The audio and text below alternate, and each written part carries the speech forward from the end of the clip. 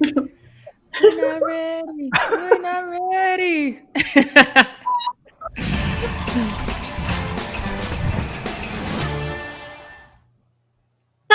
Hello, everybody. Welcome back to the Fumble Live. It is Taco Tuesday, so I hope you're planning on having some tacos today. And of course, we have a full docket to talk about. But before we do that, subscribe, tap the bell, give this video a thumbs up, leave a comment below, and share it with your friends. Now, here is the Fumble Squad. I'm Devin Howard. You can find me on Instagram as @DevinHoward. Chris. It's your boy Chris. You can find me everywhere at CK2K. What's up, everybody? It's Jackie Ray. You can find me everywhere at JRay the Fanatic. Hey guys, it's your girl Britt. You can follow me on all social media at I am Britt Johnson. Jackie, what day is it? It's Taco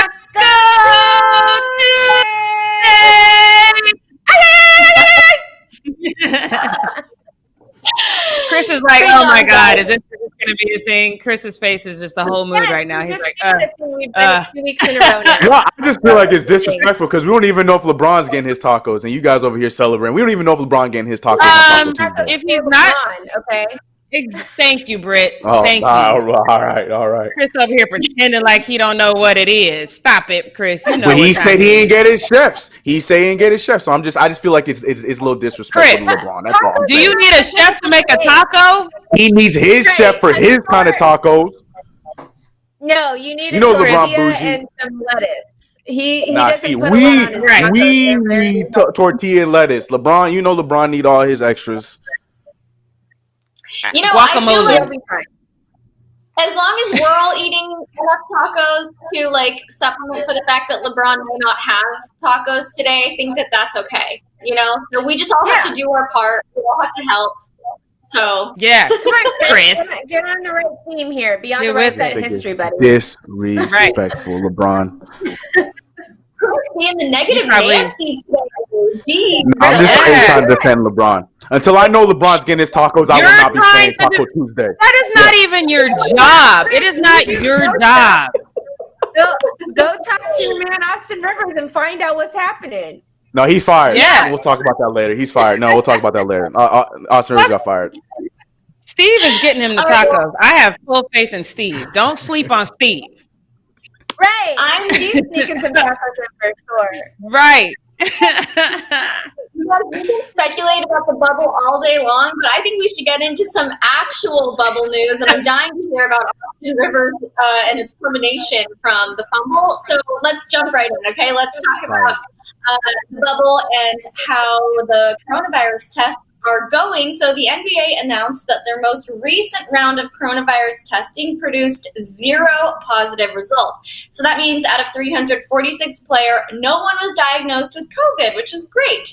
And I feel like it's a sign that the bubble is working. The players who did test positive in the initial round of bubble testing were in quarantine, as we discussed. But for now, everyone is free from coronavirus, which is great. So, Chris, does this news make you feel like the bubble is and will continue to be a success? I mean, I feel like it's good news for like the first phase, but there's scrimmages and everything start tomorrow, and then the actual games start next week. So I want to see how all the tests come back after the first few games of scrimmages and stuff like that. And if everything stays the same, then I'll be like, yeah, okay, this is actually working, because the teams haven't really integrated with each other yet. So we'll see after that. But I mean, for now, it's good news. So yeah, everything's looking positive, and we'll be able to actually probably finish basketball. So we'll see. Right. Yeah, I think it is exciting. And it shows that, even though people have questioned whether or not these athletes would actually follow the protocols, the integrity of the bubble is staying intact, which is great. So, Britt, do you think that leagues that canceled their entire seasons, like the NCAA, will reconsider with the success of the NBA, or is it still too complicated because those are student athletes and they're not full-time athletes? Well, for NCAA, it's totally going to depend on if they do just conference games only, because that you cannot play like the whole entire NCAA, like teams playing against out of conference and stuff, and do something like that. I think if it was in conference, yeah, that's something that they can entertain and think about. And that's something I suggested that the colleges do, because now most of them are saying that they're playing conference games only, and they can literally just go to a couple campuses and do a similar kind of thing there. Obviously, I don't think the same thing works for the NFL and whatever the case is, but it's a good move. It's a good look for the bubble. It shows that if we just listen to science, stuff actually works out sometimes, guys. NFL? You don't say. You don't Would say. you look at that? People in Orange County, hi guys, wear your masks. It works sometimes. Wow. Wow. It's awesome though to see. I think we will start seeing a couple more positive tests again once the families arrive. But if everybody's testing negative, nobody can pass it to anybody because nobody got it. So I think they're going to be good until they have that round where the families start coming in, and then they might have some issues a little bit there. But I think the bubble's doing a great job, and I think this is something NCAA can do if they just do conference play only. Mm-hmm. Yeah, I think you're absolutely right. Jackie, do you feel that this shows that with a solid plan in place, it is possible to safely bring back sports? Did y'all hear the voice of the Lord? What was that? What was that? I think that was The Fumble Ghost return. Oh. It's hard. Thanks, Leo. That's Leo. It's Leo. Okay. Okay, but we're still alive, I'm sorry, right? Devin. Yeah, we're still live. I got distracted though. What was your question, Devin? My question for you, before we got interrupted by the ghost of the fumble once again, do you think that with a solid plan, we can safely bring sports back? I mean, yes and no. I think that it shows that if we would have listened from day one and done what we were supposed to from day one, we could have been on track to have normal sports at this point. And so now we've got to do these modified plans because nobody wanted to listen. So I think that the bigger question is will people listen? Because, I think that's the main thing. And man, will people follow the rules and continue to follow the rules? I think if people do, then yeah, we can move forward. But I literally I saw a video once again from my home state with this lady calling the police on people because they wanted her to wear a mask. People feel some type of way about this mask situation. So I don't know. I think the NBA is in a unique situation. Like Britt said, I obviously don't know. The NFL is entirely different. And then Dr. Fauci's talking about, we should probably just do away with sports entirely. But now he's going to be throwing out the first pitch. So I don't know, what's going on in the world. So, yeah, I think if we follow the rules, though, and just continue to social distance, it'll probably work. Maybe. Mm-hmm. Hopefully. Well, right. We brought up the NFL quite a few times in this conversation about the bubble, so let's discuss what the NFL actually is doing. So the league and the NFLPA reached an agreement yesterday to do daily coronavirus testing. This comes just after we saw all of those stars tweeting out for the league to put safety measures in place. So increased testing was one of the main points that players pushed for during that Twitter campaign.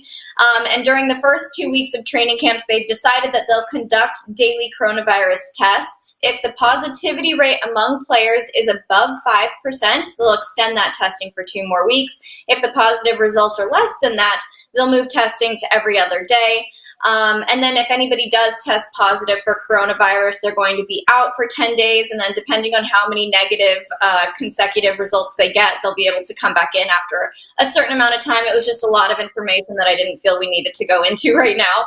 The NFL also confirmed that it will not take away any testing resources from individual communities. I don't know how they can totally guarantee that, I guess, but that's what they're saying. The NFL also made an offer to the Players Association to scrap all preseason games this summer. Players had been pushing to not play preseason games this year, and the league had been seeking to play 2 games instead of the usual 4. The league's proposal to the players included a longer training camp acclimation period, and the Players Association has not accepted or declined the proposal yet. So that's what's going on in the world of the NFL. Chris, do you feel like daily coronavirus testing for the first 2 to 4 weeks is enough of a safety protocol for the league? there's gonna be a lot of missing players in a lot of these games. I don't know. I don't mean to be negative, Nancy. I don't know. It's the more and more we talk about this and find out about this, I don't know how we're gonna escape any any positive tests when it comes to the NFL. I think it's a good start. It's a good idea. But I mean, once the season starts to go on, and it's probably going to spread, because it's like we keep saying, it's a lot harder to stop from spreading in a sport when there's a lot of contact. So I don't know. I'm not completely sold on it. I think it's a start. It's an idea, like we said. I'm gonna stick to what I said yesterday. At least there's coming up with something. But is it the right something? I don't necessarily know about that. But I mean, hey, they're starting somewhere. Better than nothing. Britt, do you feel like this is enough to put those players' concerns at ease? I'm sorry, I didn't hear your question. That's okay. Do you feel like the daily coronavirus testing is enough to put players' concerns at ease? I mean, like I said yesterday, which Roger Goodell has to watch this show, because I literally said it right after, we'll do the daily testing thing. So I think that that's all that they can do. I really, really, really wished the NFL would only have the personnel that is needed to be there in order to make training camp happen there. Because I spoke with some of my friends that are team reporters for different teams, and they are going to be at training camp. And I just don't think that the reporters need to be on the field and out there. There's just so many people that don't need to be in the space. And I really feel like it should be the players and their personnel, some trainers and some coaches, and then that's it. And I don't think other people should be allowed in that space. So I think that is actually what the NFL should have done in order to limit, just limit, the contact that these players are having. Obviously we can't do the player-to-player contact limited and all that kind of stuff. Everybody understands that, but there are other ways that they could have limited the contact that they did not do, because I'm finding out yesterday that my friends that are team reporters, they had to report today because the rookies report today. So they had to start there, and they're getting their daily testing or whatever too, but they're not in any kind of space. They're going home every day and doing whatever they're going to do. So I don't like that the NFL didn't think of limiting the access of who's in those spaces. So that's a fail for them, but maybe Roger, if you're still listening, maybe that's something you can implement now. But the daily testing, I thought, was one of the only things they could have done, and the other thing would have been limiting the interaction with other people, which clearly they're not doing. So, right. Yeah, I mean, it is a surprise that they're allowing these outside people to come in. It does seem to go against everything the players were tweeting about and just common sense in general. Jackie, what do you think about them canceling preseason games? That is my biggest concern for a lot of people. That's kind of your reacclimation to the game, especially right now. We've been in such a weird time this year. You're going to miss an opportunity to see what you really have. And so you're just going to have to dive into it. When I think about people like Cam Newton, you're going into a whole new system, a whole new regime, whole new personnel, whole new playbook. And practice is cool, but we're not talking about a game. We're talking about practice, So it's one of those things where I think it's unfortunate. And I think that you're going to miss out on really being able to fully develop your depth chart, understanding some diamonds in the rough that you might have, getting people like Cam Newton acclimated to a new system. So it's unfortunate. I understand it. I'm not saying I don't understand it, but I'm saying it is unfortunate. And it does still lead me back to what I said earlier. If we're going to play football, let's just play football, because I just don't see how you can do it both ways. And this is an example of that. I think we're going to have a really slow start to the season, and we're going to see a lot of injuries and a lot of mishaps, a lot of misdirection, receivers going one way, quarterbacks throwing another, because they haven't gotten acclimated right. So I think it's an unfortunate situation, but again, I understand it. I don't get how it's actually going to happen.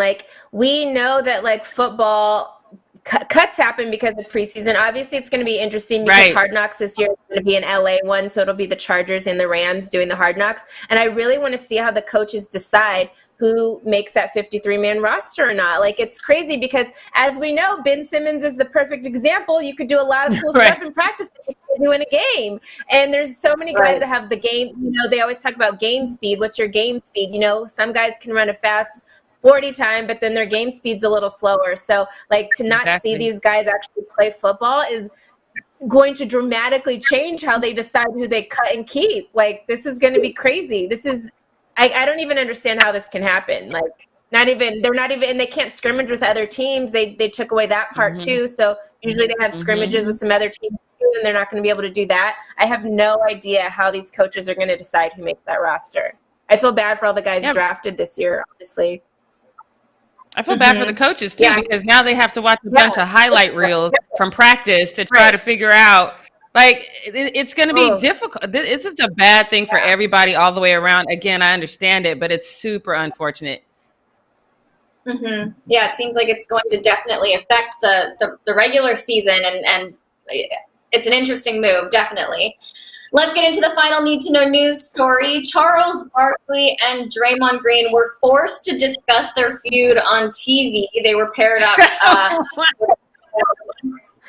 the arena. So I'm just going to play a couple of clips. So first, here's what Charles said about it. Leo, can you throw the clip up there for us? But I respect him. Yeah. I've said many times, I like Draymond. I do. And now, he does annoy me at times on the court. Because no, seriously, because you got to ask him, has he ever committed a foul? What? So apparently he likes Draymond. I don't know. Now let's see what Draymond said about it. So Leo, if that clip is ready, let's throw that up there. Just a second. Or just watch us shaking our head. I think my feelings really came out on All the Smoke. I remember that. And Steven Jackson. And like I said on there, he's a black man. I respect him, but I think the issue that I've had is a lot of people watch the game of basketball and they don't know what they're looking at. So he went on to say that the bulk. I just say, well, damn. So, okay, Draymond went on to say that the bulk of his problem with Charles is that people look to him to understand what's happening in the game of basketball. And for a lot of players, that can affect their bank accounts and all of that. So he said that that's his biggest issue with him. But they also said together that there really is no feud between them. Draymond did talk to USA Today, and he said he's not a friend of mine. He's not someone whose opinion matters to me. So there's no need to hash anything out. This isn't about me versus Chuck. This is about continuing to bring awareness to the issues we face as Black Americans. That's what it's about for me. So for the first time ever, I mean, after years of them saying, horrible things to each other, insulting each other, they're suddenly like, we don't have an issue. I respect you. And so I don't really know what to make of this. Jackie, I want to go to you. Do you buy all of this? Do you feel like their beef is really not as bad as we thought it was? I believe Draymond 100%. Because Draymond said what I would have said. Like Draymond's like, he's not a friend of mine, but he is a black man, and he takes joy and inaccurate pride on bashing people sometimes. You know what I mean? And like I said, he's completely inaccurate sometimes, and he bashes another black man. Sometimes. And so that's most of the times. I'm trying to be nice here, Chris. Now listen. So he, I 100% believe Draymond and him saying, I respect him because he's another black man, but that's it. I go out of my way to try to not bash black people, because you guys know I feel like as black people we need to ride together or die together. But I ain't gonna break bread with you. You're not coming to my house. I'm not having no drinks with you. And you don't have we ain't chatting. You don't have my phone number, nothing. We cool in this atmosphere because I'm a professional and we have to be. Charles Barkley is flat out lying when he was like, I've said some good things about Draymond. I'm searching my memory banks, and if maybe he has, but if he did, it was surrounded by shade and I can't remember it. He is lying. And so he's just trying to be the good guy because Draymond is clearly more articulate than he is, and he's trying not to look stupid. But no, I don't believe Charles Barkley at all. Britt, I would love to hear your takeaway from all of this. Were you expecting more drama from these two being on a show together? I think this it was more symbolic than it was actually because of the coronavirus to have plexiglass in between them. Like, that was so fitting for me. Like, it was like, that's just what it needed to be, whether it was coronavirus time or not. So they literally have never liked each other. I think maybe the only good thing Charles Barkley did say about Draymond Green was one time comparing him to himself. So I think he said, like, the reason why he gets on Draymond Green so much is because he's so much like him as a player. Yeah. And that's it. That's the only semi-good thing he's ever said about Charles Barkley. So, I mean, I like it. It's good TV. It's whatever. I wish they would have gotten in a little bit more and pretended like, or stop pretending like, oh, we cool with each other now. Like, you guys say so much stuff. Like, now y'all got the plexiglass in between y'all. Like, say what you got to say. Like, that's all I felt. Yeah. It was funny though. I know. Cut the cameras off. I would have loved Draymond to say that. Yo, since you asked, Carrie, cut the cameras off. Let's go to commercial break and let's see who's standing when we come back. Let's do that. I know. I sit on Draymond though. No, Charles is gonna swing in slow motion. He's, it's gonna be like a. He might though. And not be able to get back up. Yeah, I can see that. What are your overall thoughts on this whole thing? Because I know you had a reaction as I was telling you about this. So fill us in on your opinion. It was just blah, blah, blah, blah, blah. Because I wanted so much more. I was like, oh, you guys. Because I figured, though, in the back of my mind, either going to come on there and do the TV thing, like, oh, it's not that serious, blah, blah, blah, blah.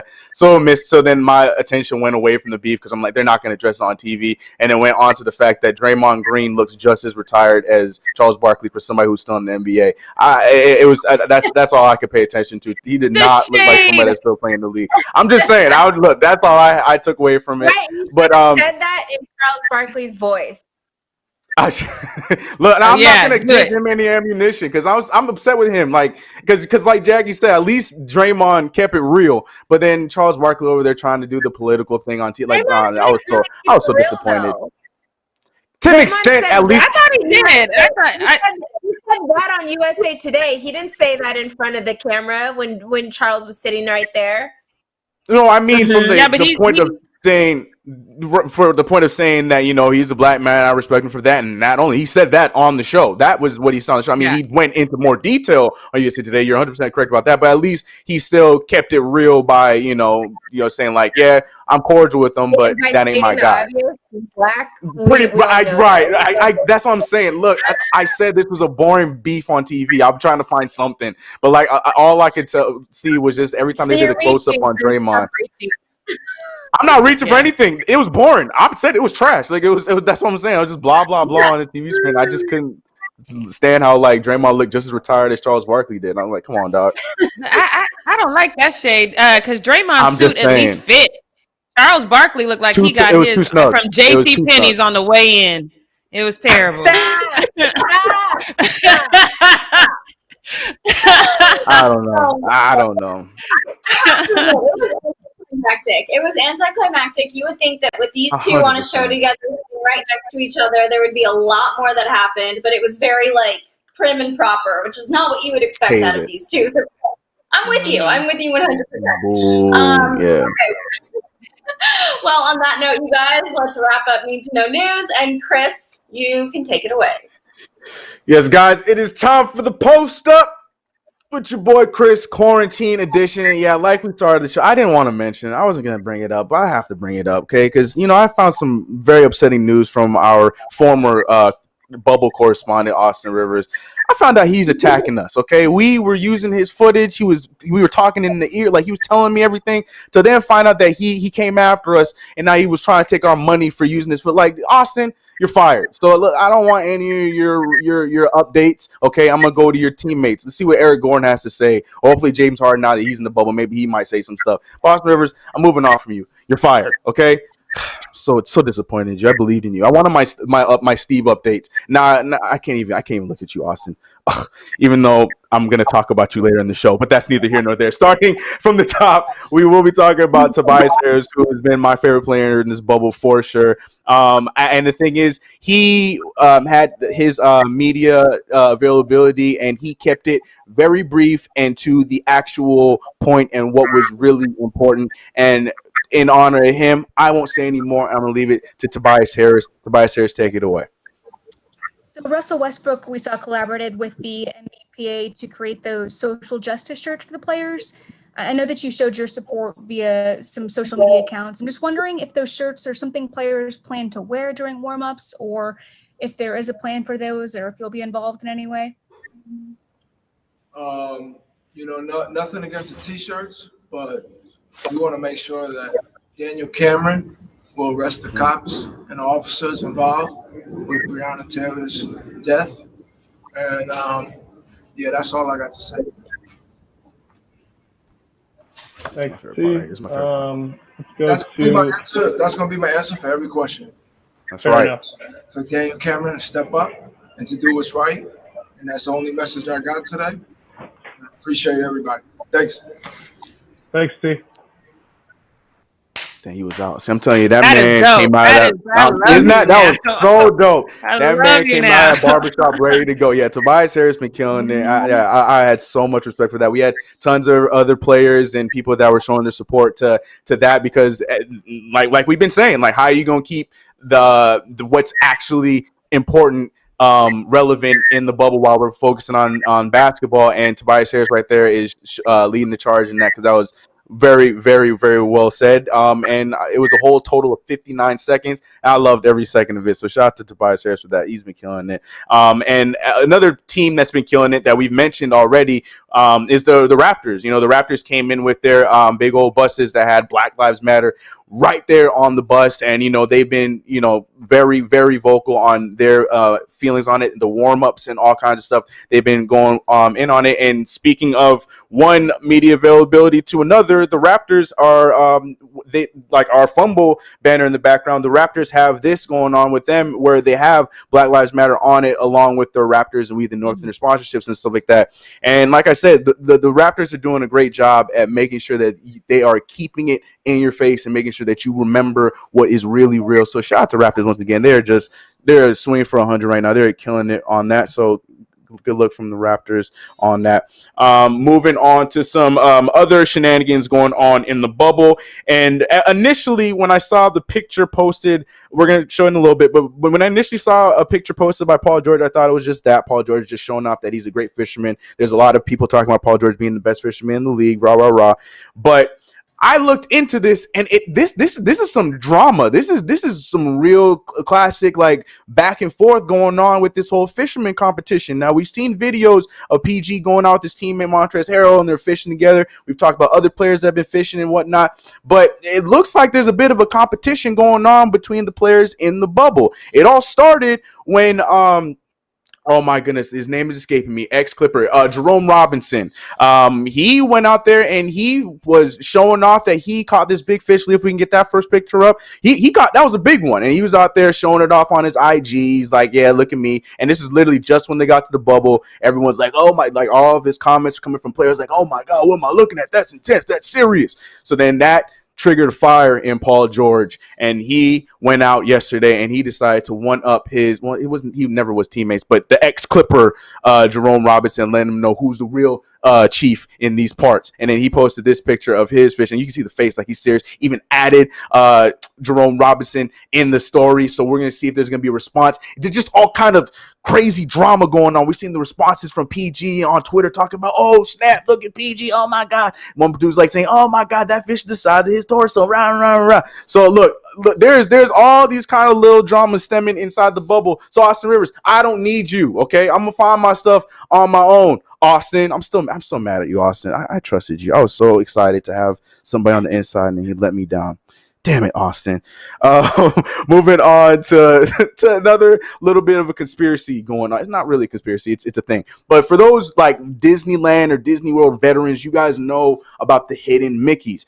For those who do not know, on the rides, in the resorts, in the theme park, every park, because out here we have California Adventure and we have Disneyland. Over there in Disney World, there's like 50 parks, and it's not really 50, but there's a lot of parks. There's hidden Mickeys in the most secret spots, and you really have to know where you're looking to find these hidden Mickeys. And apparently, because the players are going to be are staying in the resorts that are in Disney World, there are hidden Mickeys in those resorts. So a lot of these, Disneyland Mickey Mouse heads are like adding the players and saying, "Did you find the hidden Mickey in this place? Did you find the hidden Mickey in that place?" And Hassan Whiteside is frustrated because I guess he's been genuinely trying to look for him, and he can't find a damn one, to the point where he posted this video upset. Hey, people keep asking me, they like, "Yo, Whiteside, how you seen Mick?" I ain't seen him. We in at Disney, Mickey better be courtside. Yeah, so with the hidden Mickeys, and then he took, but there's a piece in between that was cut out, but then he took it real personal, and he was like, "F the hidden Mickeys." He wants to see Mickey Mouse himself courtside, even though there's supposed to be no fans. He's wearing a suit. That's like the ultimate mask, so he can be there and watch the games. So he's mad at Mickey Mouse right now, and it's just so funny. So they want to know where Mickey Mouse is, and Mickey Mouse is out there hiding along with his little hidden Mickeys around the park. So yeah, we'll see if they ever find any of those. I don't know, but speaking of playing in a court with no audience, the bubble court has been revealed. If we can get that video up, we don't need the sound, but yeah, it looks dope. They definitely lived up to their word. The Black Lives Matter is right there, as you can see, right above the huge NBA logo. But it looks like something, out of like a jam session kind of situation. Obviously, There's no spot for the fans or anything like that. Like I said, scrimmages are starting tomorrow. As you can see in the big billboard, you'll see the Clippers and the Magic. I think they're the first game tomorrow. And yeah, so it's gonna be exciting. I'm excited to look at the scrimmages. The scrimmages that do start tomorrow up until the 28th are going to be 10-minute quarters. Nothing serious. We were just talking about like preseason. This is going to be technically like their preseason, with the scrimmages going to be televised and whatnot. So it's going to be pretty cool. But the court looks dope. I think, simple. It's what I don't know what else to expect. It was more of the ambiance that I was really excited to see, and it looks cool. I think the experience is going to be fine. I think we're going to enjoy it just the same. We won't even. It'll obviously be different, but I think we won't be really like too upset about like, oh, there's no fans. I think we're gonna appreciate this just the same. So looking forward to that. I think it's gonna be dope. But the court looks cool. Looking forward to see how that comes about. So gosh, I know, here we are. Now we have to talk about this guy again. Austin Rivers. No, but this is more about James Harden. Austin Rivers was just a casualty in the drama. But James Harden, man, he just got back to the bubble. And Justin got back. He just got in the bubble, and he's trying to make up for lost time. He wants to practice, but the Rockets had their media availability before practice, and he is waiting for all his players to come through so they can go and run their practice the right way. And the last person left was Austin Rivers, who was answering questions, and he was taking too damn long to answer the simple questions that were given to him, and James Harden could not handle it. Here's the video of James Harden being very frustrated with Austin Rivers answering the questions before practice. Of the season Look or at brand new shortened season, does that affect how you mentally prepare for the game? Okay. Do you personally view this as a continuation of the season or a brand new shortened season, and does that affect how you mentally prepare? Yeah, so basically what happened was the lady had asked, it was a long question. She had asked Austin a question, and then James was waiting for him to answer. And Austin Rivers had the audacity to say, "Can you repeat the question again?" That's why he was like, "God, come on." So he got upset about that. It was a whole thing. And then another question is asked to Austin Rivers. He has this long, stupid answer. And you see James Harden like, wrap it up. We got practice to go. So yeah, James Harden is upset. He needs to make up for the time that he missed when he entered the bubble late. So he is pissed off about that. And James Harden, I'm with you there, man. I'm pissed off at Austin Rivers too. I'm not letting this go. I'm really upset. I can't believe that. When I saw that, I was so pissed off. I was so excited to have someone on the inside. We don't have him anymore. Get out of here. But from basketball, we go to football. And this, even though, to be fair, even though I'm not a huge fan of this player that we're going to talk about, to be fair, this TikTok is not accurate, but it is hilarious. And it's not accurate for both the actual definition of the word and because of what the TikTok is. But the Vikings set up a pretty funny, if you guys know TikTok, you can do duets. The Vikings set up a pretty funny challenge with Kirk Cousins where he is throwing a ball, and he challenged Vikings fans to do a duet with the video. And I can't say that the dude that we're about to show you is necessarily a Vikings fan, but whether he is or not, I thought this was a hilarious duet, and I cannot wait to show you guys this. So here's this guy's response to this challenge. This is hilarious.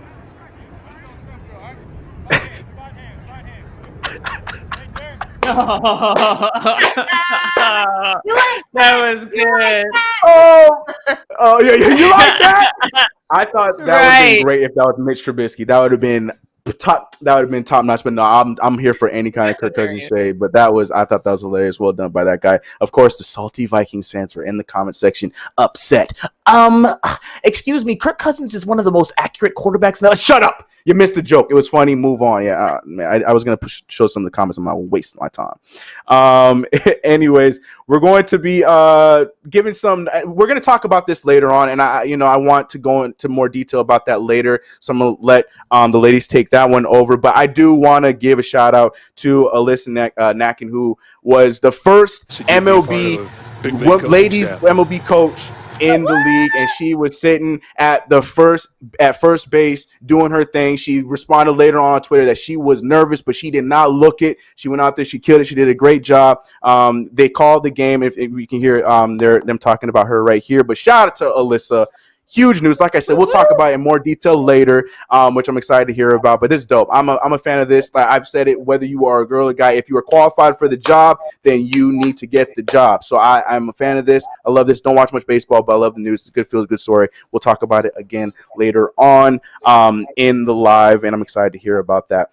But before we do that, I want to, and before we send over to Jackie, I really, really, really want to talk about EJI. We've been talking about it for the past few weeks. As you can see over to the left or wherever it is on your phone, on your screen, we are gaining on our goal, and you guys have been killing it. We appreciate all that you have given. The Equal Justice Initiative is an incredible nonprofit organization that provides legal representation to prisoners who may have been wrongly convicted of crimes, poor prisoners without effective representation, and others who may have been denied a fair trial. Now, the last few weeks we've been sharing a lot of different cases that just show how unfair the justice system can actually be. And today I actually want to talk to you guys about Marvin Anderson.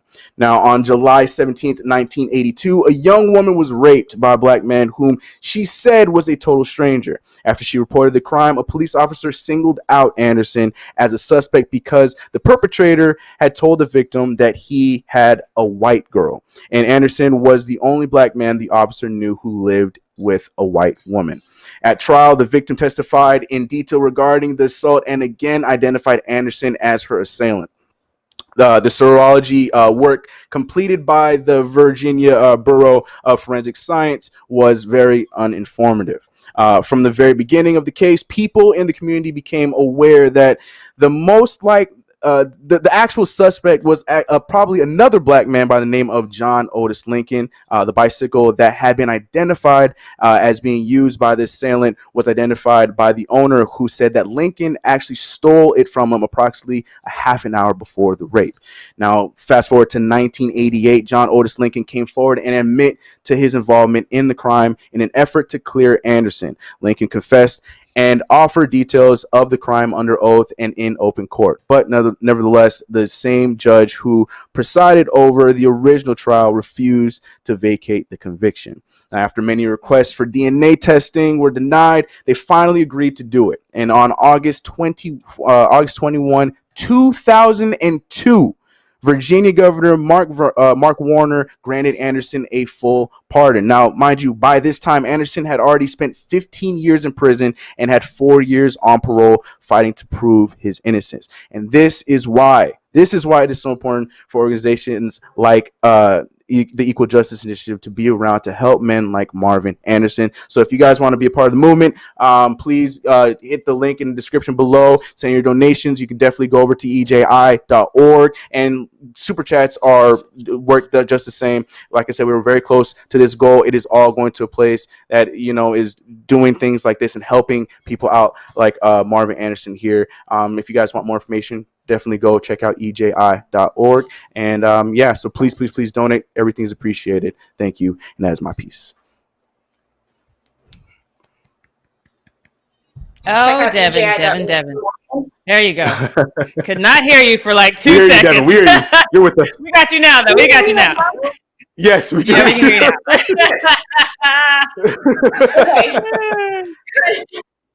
Thank you so much for that.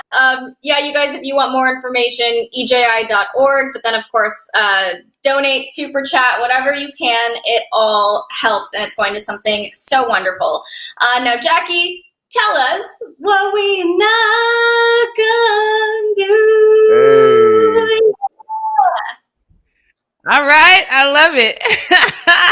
All right, you guys. So let's get into this first one, because I'm sure you guys know, maybe you guys don't know, but a lot of us have that one friend who says a lot of racist stuff, but claims they're not racist because they have a Black boyfriend, girlfriend, husband, best friend, or whatever. It's all lies. They're still racist. But you can put Dan Snyder into that category because he is looking that kind of stupid right now. So what we are not going to do is pretend that Dan Snyder is really a changed man, because all signs point to he is not. So first, Dan Snyder has been saying, I'm going to get some new guys in here and we're going to change the culture. But first, he names Terry Bateman as the new Executive Vice President of Chief Marketing Officer. This is funny to me because this is the same man that was working with Dan Snyder in the 90s. He's been working with him this whole time. So he's not new blood. He doesn't have a new mindset. And he was working with him when all these 15 women have said they have been sexually harassed and verbally abused. But okay, Dan, what else you got? So in the wake of these 15 women, by the way, one of them, Emily Applegate, said that her and another coworker who worked for Chief Operating Officer Mitch Gersman would meet up and literally cry together over the verbal and sexual abuse that they received. This is crazy to me. I could just see me and Britt meeting up. It's not going to be a cry thing, though. We gonna figure out some payback. But nevertheless, it was so bad that these women had to get together and cry. Dan Snyder has not apologized for that. He's not apologized for that racist logo, but instead he is hiring Julie Donaldson, and she's going to now be assume the role as on the radio broadcast team. Her title is going to be Senior Vice President of Media. She's going to be the first woman to be in a full-time member of an NFL's official broadcast team. This would be so huge and so monumental if this wasn't just Dan Snyder's attempt at pretending to be something he's not. He's pretending to be changed, and it's such a slap in the face. Congratulations, Julie. I saw her on her Twitter. She understands what she's up against. She understands this is probably the worst organization for her to be affiliated with, even though she hasn't blatantly said that, but she knows she's on an uphill battle and she's embracing that. So definitely congratulations to her, but it's not the way that we would want this to happen. We don't want her to get hired just because Dan Snyder is trying to save face. It's embarrassing to me. But Devin, if you were called to work for the Washington franchise, knowing all the things that they've done wrong, probably all the things that they are continuing to do wrong, and you were the media, you were the first woman that was the vice president of media, would you tackle these issues head on, or would you just keep it about football because you don't want to piss off Dan Snyder and his, not so politically correct fan base? I think that the only reason I would accept a job like that is to shed light on the issues that are important and to draw attention to the things that need to be fixed and that have been wrong in the past. So I personally would love to use that opportunity to take advantage of that platform and actually tackle everything head on rather than be quiet. I don't know. I could see why somebody would choose to be quiet, to maybe build up their own following and their own platform and then use like social media or whatever to spread their message. But I think it would be a great opportunity to actually just like blast about everything to the people that need to hear it the most. Yeah, she has a solid fan base on her own. So hopefully she doesn't, shy away from the tough topics. But I also understand working for somebody who's not quite up to par with the movement that we're on and what she probably has to face with that. But once again, Julie, congratulations. This is a huge thing. I just wish it happened with you for a better organization. But nonetheless, I do think the message of team spirit, we've kind of lost that a little bit, because when I was playing ball, our coach was adamant. If anybody on our team was going through anything off the court, we had to rally around them because we were a team and we ride together. So that's why statements like the one that Drew Brees made are so hurtful, because you're literally just overlooking some of the pains and things that your teammates are going through. And instead, you're just hanging on to your privilege and will for ignorance. So it's kind of painful. So when you do see the complete opposite of that, I at least get super excited, especially when players who normally wouldn't rally around their other players just because they understand, one, what they're going to, and they understand the social movement that we're on right now and how important it is. And so on Monday night, several San Francisco Giants players and coaches took a knee during the playing of the national anthem to support Black Lives Matter movement before the exhibition game. I thought it was beautiful. But again, what we're not going to do is pretend that Major League Baseball is just a baby step above NASCAR as far as its racist fan base. So as you can imagine, this did not go over well. Right now, this second, boycott MLB is trending on Twitter. So much so that even though he should be concentrating on looking like he can accurately read through a Dr. Seuss book, 45 took to Twitter and he said, "Looking forward to live sports, but anytime I witness a player kneeling during the national anthem, a sign of great respect for our country, our flag, the game is over for me." He got like 171 retweets on that. I don't even know how many likes, but it was ridiculous. But thankfully, and this is why I'm really excited, thankfully, Major League Baseball was in total support of these players exercising their right to peacefully protest. They tweeted out the video that we just showed you with the caption, "Members of the San Francisco Giants kneel during the national anthem, #Black Lives Matter." But then Karen's husband tweeted, "The national anthem is sang for our military, not for our law enforcement. Firstly, you kneel, you're disrespecting your military. Yes, Black Lives Matter. Kneeling for the national anthem is showing complete lack of respect for our men and women fighting for your freedom." But then Major League Baseball responded perfectly. "It has never been about the military or the flag. The players and coaches are using their platforms to peacefully protest." I love that. It's simple, it's direct, it's to the point, and it shows support. You don't have to get all, up in arms about things. Just show support sometimes. That's all we really need. And so I love this. But Chris, my question is for you. Is there a point where we're just going to be completely over this and just really want the national anthem to never be played again at a sporting event? Or do you think that we need to continue to play it, and that way players can exercise their right to peacefully protest to continue to raise awareness? Ooh, that is a great argument, because I'm in the camp where just get rid of it, but I never thought of it in the fact that you get rid of it, then you lose this opportunity to protest, which is just as important. And wow, that's a good question. I think I'm still leaning towards getting rid of it because of I'm just in support, especially with the information and with learning with the past few years about it. I'm still not in support of having that in front of games anymore. I like you, I don't really participate in standing or celebrating the song before games, before even basketball, football, whatever. So I'm still for getting rid of it.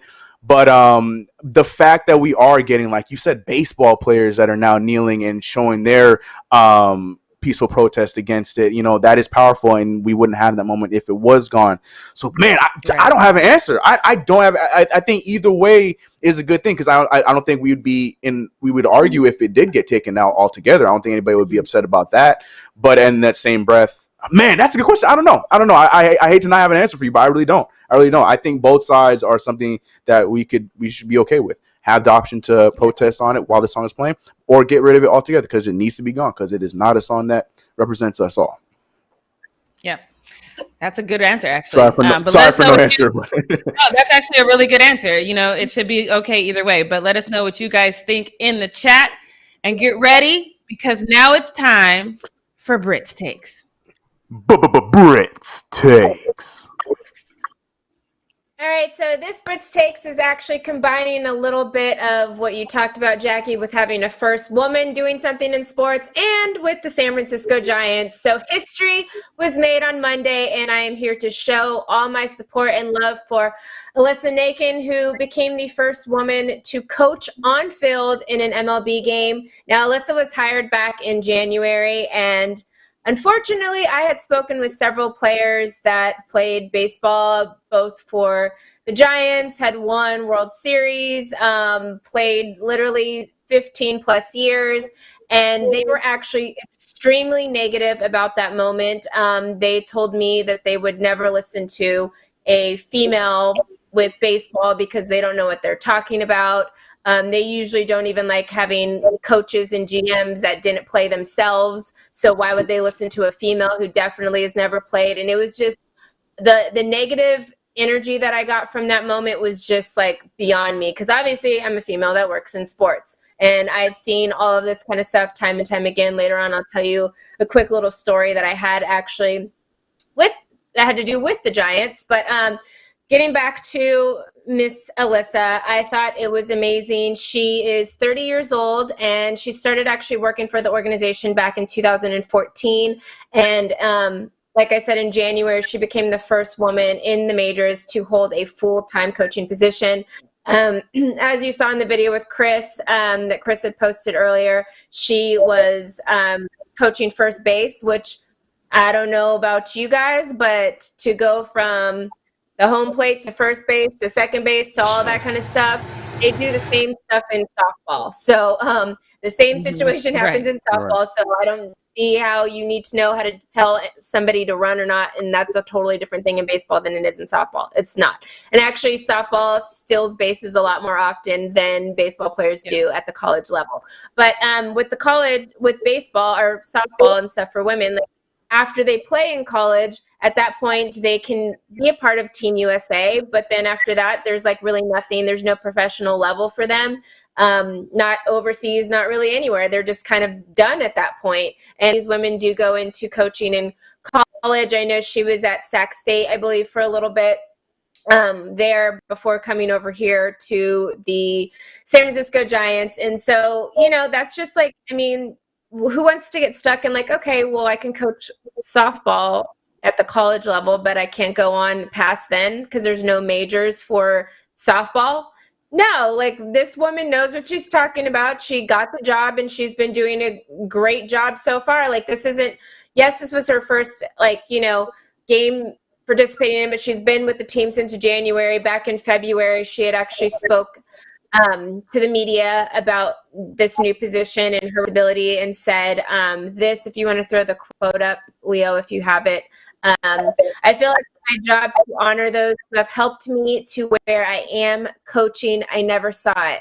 This job has kind of been hidden for so long. I'm so excited to be in this role for the challenge and the opportunity to make an impact for this organization that I love. But also, I'm excited that now girls can see there is a job on the field in baseball, which is really cool. And so that I think is the most important thing that you can take from this. Obviously, all eyes are on her.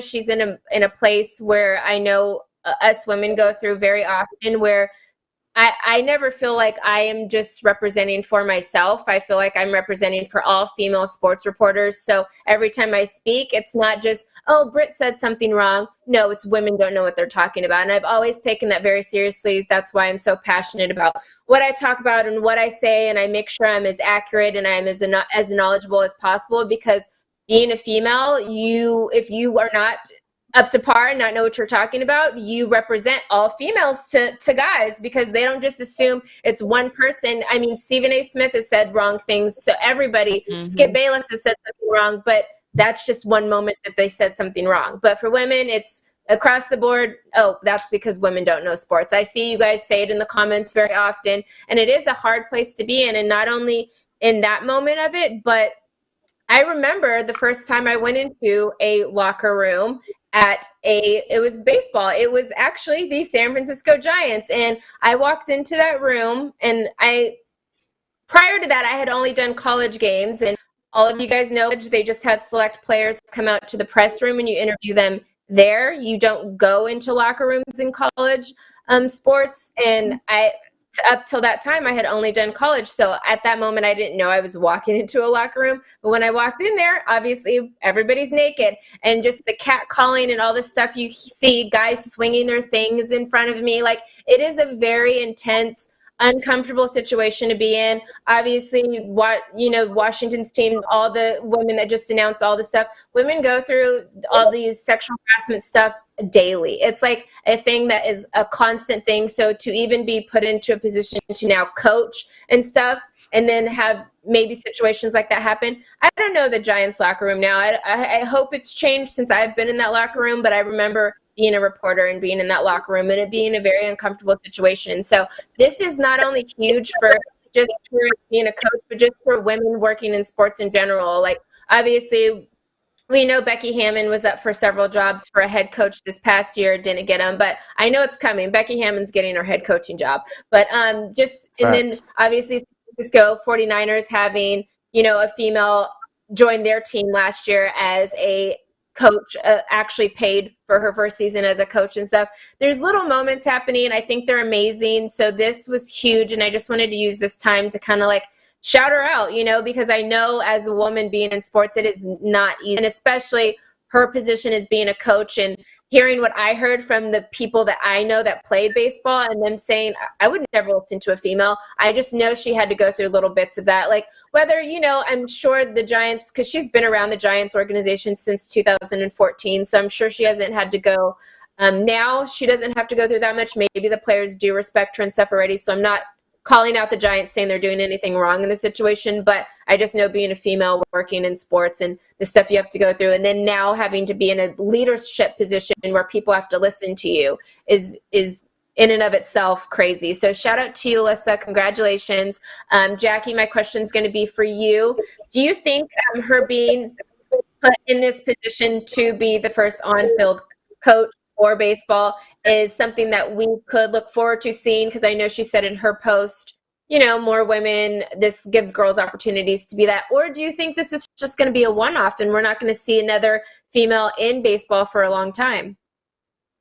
I don't think it can be a one-off, because I know, when we talk about like Black representation, we want to see those things because it gives other Black people hope. We want to see women in sports because it gives other women hope. So there's some little girl right now that's looking at her that's like, oh my God, I can do this. I felt the same way when I saw, Sarah Thomas become a ref in the NFL. I was like, hold on, let me go take me. Even though that's not a career, it's still, I'm a grown woman, has no desire to be a ref in the NFL, but it was so inspiring to see a female out there not only doing it, but doing it well. So no, I don't think it can die off, because once as a little girl, once you see somebody who you can relate to doing something that you thought maybe you couldn't do, then you're going to just say, oh, I think I can. And you're going to go, and that it's like a snowball. It's going to build up momentum. You're going to take other girls along with you, and it's just going to move. And I think it's a beautiful thing. And I applaud her, because I always thought, I remember when Sarah did get that job in the NFL, the first thing I thought was, wouldn't it be easier to do like Major League Baseball? It moves way slower, So for this to be the one that came second is kind of surprising to me, but I love it. I think it's a beautiful thing. I think it's a hard nugget to crack. But now that she's cracked it, I think that people need to start doing away with some of these ideals and thought processes that they have about women, because we've seen it and now we coming. So just get used to it. Right. And to that, it's funny how a lot of players possibly felt in the past, or people just felt in the past about women working in these businesses. They always say like those who can't do teach, and that's across the board. A lot of the top coaches, Greg Popovich never played in the NBA, Right. Bill Belichick never played, like most of the best football coaches never played in the league, so it's funny to say that women can't do it because they've never been at that level, but most of the men that are really successful at their jobs have never done it either, and they might not be able to play it, but they can teach it, and I think that that's something that maybe people should start understanding, like, well, women can actually teach stuff too, and we actually can learn stuff as well. Like, it's, I don't know, it's crazy, but I'm so excited. I think this is awesome, and I agree with you. I think we're just moving forward. Yeah, it's funny when men say that, like, oh, a woman has never, because most of the men who say that are working for a man who's never actually worked in their job. So how do you process that? You know what I mean? Like, let it go. Right. And who's ever qualified should get the job. I'm really excited for her. I'm really excited for both these women taking on these new challenges. So yeah, I think it's a dope situation. I'm a little bit more excited for Alyssa because she's not in Washington, but that's a whole other story for a different day. I mean, as a Dodger fan, I'm not the Giants myself, so I don't know. Right, right. All right, well, that's it for Britt's Takes today. Thank you so much for listening up, guys, and congratulations again to Alyssa Nakin on her new on-field coaching position. Yes, congratulations to Julie too. Good.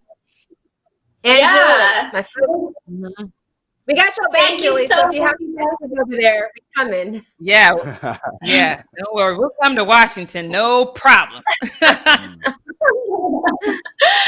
All right, you guys. Well, make sure you tap that bell before we go, so you know exactly when we're going live tomorrow, which is 11 a.m. Pacific Standard Time. As usual, subscribe, give this video a thumbs up, wash your hands, and wear a mask. And most of all, don't be a Karen. We'll see you guys tomorrow. Bye. Yes. Yes. Ooh, yeah.